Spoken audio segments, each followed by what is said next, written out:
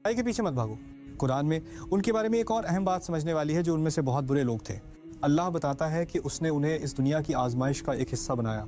अल्लाह ने हर नबी के लिए दुश्मन बनाए, ऐसे दुश्मन जो इंसानों में भी थे और जिन्नात में भी। कुछ इंसान इतने बुरे हो जाते हैं कि उनका रवैया शैतान जैसा हो जाता है, गोया वह इंसानी शक्ल में शैतान बन जाते हैं। उनके अंदर की भलाई इतनी कम हो जाती है कि वो बुराई फैलाने में लगे रहते हैं। और जिन्नात में भी ऐसे शैतान होते हैं। फिर ये दोनों एक दूसरे के साथ मिलकर काम करते हैं, एक दूसरे को बातें सुझाते हैं, एक दूसरे को तरकीबें बताते हैं, एक दूसरे को उकसाते हैं, और जो बुराई वो कर रहे होते हैं उसे एक दूसरे की नज़र में अच्छा बनाकर पेश करते हैं, एक दूसरे को धोखा देते हैं और एक दूसरे की बुराई को और बढ़ाते हैं।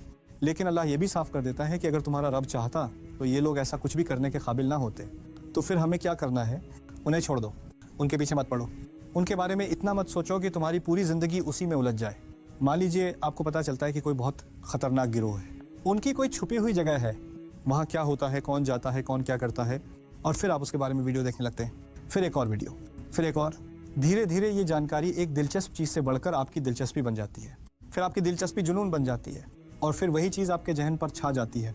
अल्लाह हमें सिखाता है उन्हें छोड़ दो, जो कुछ वो करते हैं उसे छोड़ दो। इसका मतलब ये नहीं कि तुम्हें ये मालूम ही ना हो कि बुराई मौजूद है। तुम्हें मालूम होना चाहिए कि वह मौजूद है।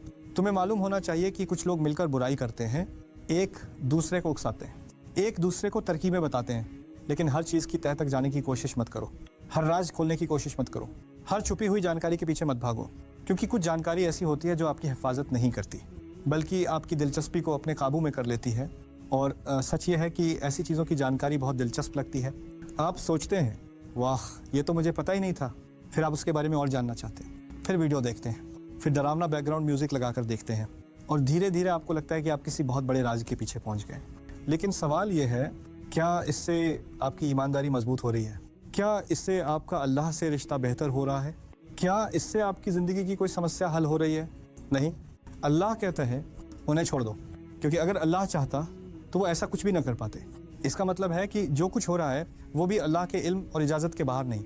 इसलिए अपना ध्यान उस बुराई पर मत लगाओ, अपना ध्यान अल्लाह पर लगाओ। तुम्हारे लिए अल्लाह काफ़ी है। हर छुपी हुई जानकारी जान लेना तुम्हारी जिम्मेदारी नहीं, हर राज्य खोलना तुम्हारा काम नहीं। तुम्हारा काम यह है कि तुम अपने ईमान की हिफाजत करो, अपने दिल की हिफाजत करो और अल्लाह से अपना रिश्ता मजबूत रखो। बुराई को पहचानो, लेकिन उसके पीछे मत भागो, क्योंकि कभी कभी बुराई को समझने की कोशिश करते करते इंसान खुद उसी में उलझ जाता है, और अल्लाह हमें उसी से बचाना चाहता है।